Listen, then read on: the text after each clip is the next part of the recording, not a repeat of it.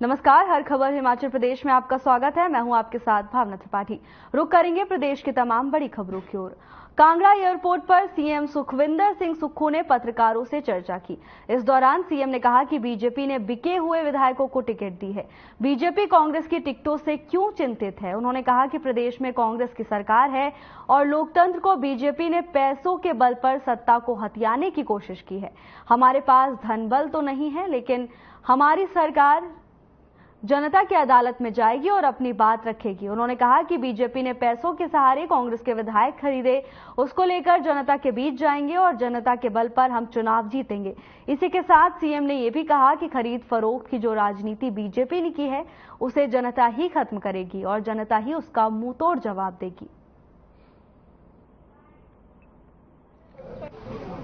ठीक है। बीजेपी ने तो बिके हुए विधायकों को टिकट दिए और बीजेपी हमारी टिकटों से क्यों चिंतित है? आज 20 तारीख है और 21 तारीख है। आज 21 तारीख है और 40 दिन अभी चुनावों के हैं। हमारे जो टिकट है उसकी प्रक्रिया चली हुई है और निश्चित तौर पर जल्दी ही टिकटों की घोषणा कर दी जाएगी। लेकिन हमारी पार्टी का चुनाव प्रचार तेजी से चला हुआ है और हमारे प्रत्याशी के बगैर हमारे मंत्री जनता के बीच जा रहे हैं। पिछले कल हमने शिमला संसदीय सीट के अपने जो ब्लॉक कांग्रेस कमेटी और हमारे जिला परिषद के सदस्यों की बैठक करवाई। उससे पहले मंडी पार्लियामेंट की बैठक करवाई। आज धर्मशाला क्षेत्र में कार्यकर्ताओं से मिलकर चुनाव प्रचार को धार देने के लिए हम यहाँ आए। निश्चित तौर पर जो भी कैंडिडेट होंगे, जब भी घोषणा होगी, आपको बता देंगे। सर, अनुराग ठाकुर कह रहे हैं कांग्रेस 40 और हम 400 पार की लड़ाई लड़ रहे हैं। पहले तो वो भारतीय जनता पार्टी के राष्ट्रीय स्तर के नेता हैं। 400 सीटों पर उनके प्रत्याशी के लिए खड़े भी हुए।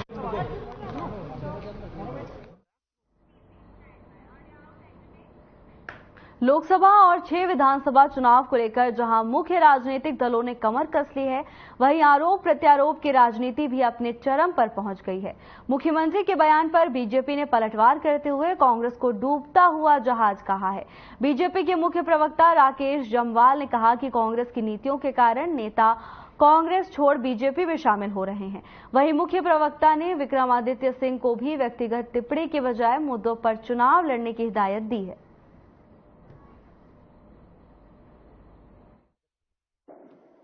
मंडी संसदीय क्षेत्र के प्रत्याशी विक्रमादित्य सिंह जी, जो हिमाचल सरकार में मंत्री भी हैं, हर रोज हम उनके वक्तव्य भी सुन रहे हैं, जनता में के बीच में जाकर बड़ी बड़ी बातें भी कर रहे हैं। मैं मंत्री जी से पूछना चाहता हूं कि आपने मंत्री पद से इस्तीफा क्यों दिया? आज पूरे प्रदेश में यह चर्चा का विषय है कि आप हिमाचल प्रदेश की सरकार में पीडब्ल्यूडी मंत्री हैं, लेकिन आपने मीडिया को बुलाकर कहा कि मैं इस्तीफा दे के आया। आज तक वो रहस्य समझ नहीं आया कि आपने इस्तीफा क्यों दिया।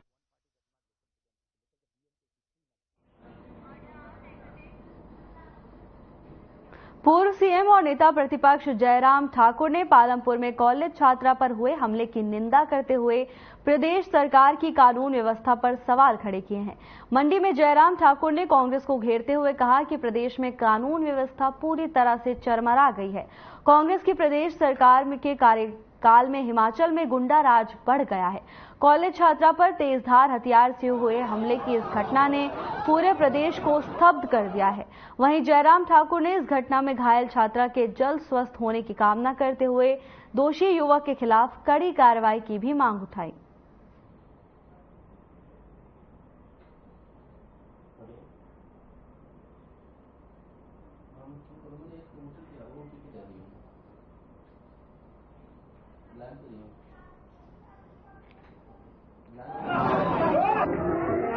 हिमाचल प्रदेश में कानून व्यवस्था की परिस्थिति आप इस कदर देख रहे हैं कि शिमला के मॉल रोड पर हत्या हो जाती है, शिमला के रिज के मैदान में आशियाना में कांग्रेस के नेता दिन दिहाड़े भारतीय जनता पार्टी के नेताओं पर हमला करते हैं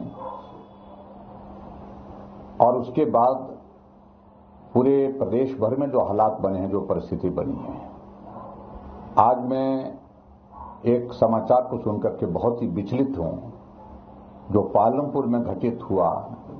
एक कॉलेज की बेटी के ऊपर दरार से तेज हथियार, धार का जो हथियार था, उससे लगभग 8 बार वार किया गया है।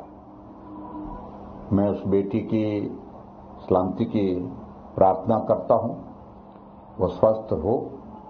लेकिन ये सारी घटनाएं हिमाचल प्रदेश में इस देवभूमि में घटित हो रही है और सरकार कांग्रेस पार्टी की है। ऐसी परिस्थितियां मैं देख रहा हूं कि जिसमें ऐसा लगता है कि कानून व्यवस्था नाम की कोई चीज बची ही नहीं है। और मैं अपनी संवेदनाएं व्यक्त करता हूं और जो दोषी है उसके खिलाफ सख्त कार्रवाई होनी चाहिए और कार्रवाई करके उनके जेल की सलाखों के पीछे भेज करके एक बहुत बड़ा संदेश देने की आवश्यकता है। खबर शिमला से है, जहां युवक कांग्रेस की ओर से बीजेपी उम्मीदवार कंगना रनौत पर अभद्र टिप्पणी की गई है, जिसके खिलाफ बीजेपी अब चुनाव आयोग पहुंची है और कार्रवाई की मांग उठाई है।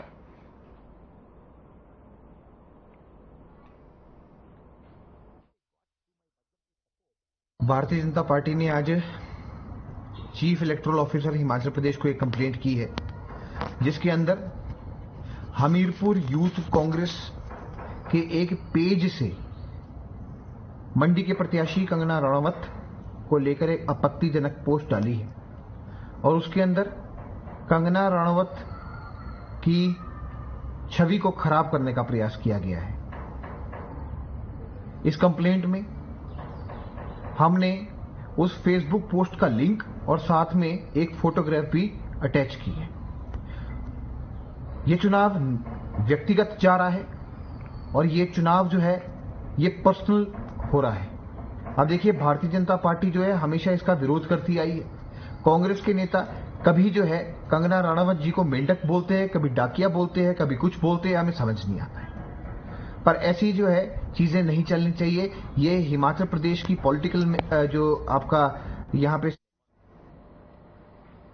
बीजेपी के पूर्व प्रदेश अध्यक्ष और सांसद सुरेश कश्यप ने कोटखाई का दौरा किया।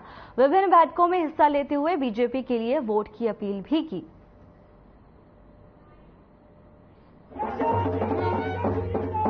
2643 करोड़ रुपया PNGSY 3 में दिया, जिसका जिक्र अभी चेतन राठा जी कर रहे थे। 200 करोड़ रुपया आपके विधानसभा क्षेत्र को भी मिला।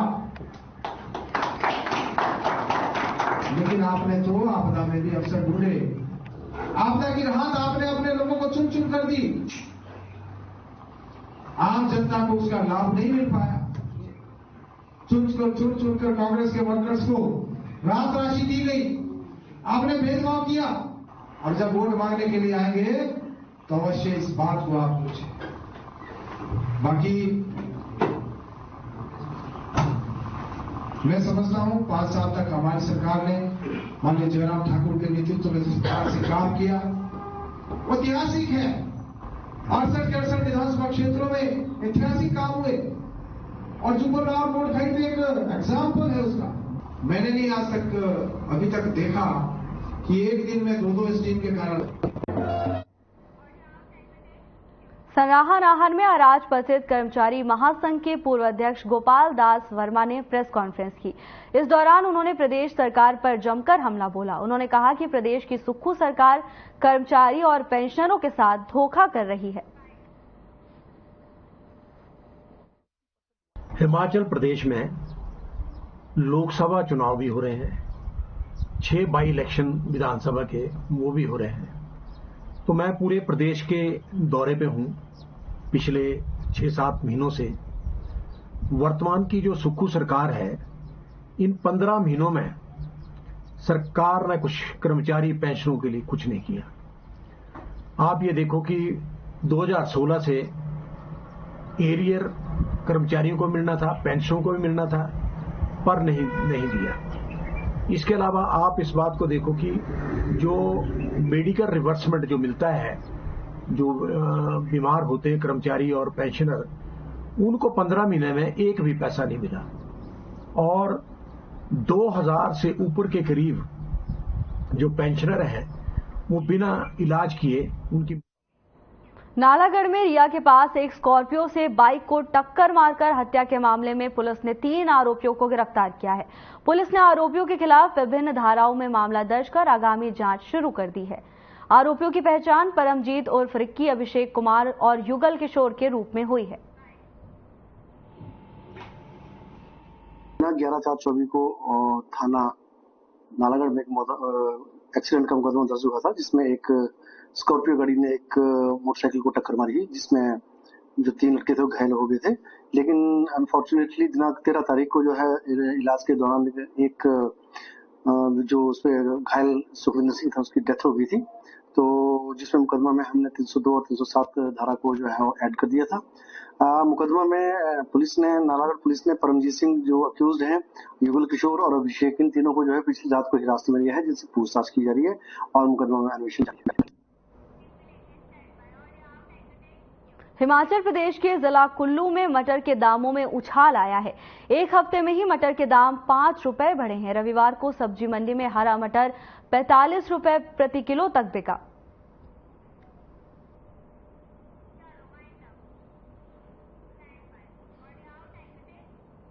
फिलहाल के लिए बस इतना ही। जल्द हाजिर होंगे नई अपडेट्स के साथ। नमस्कार।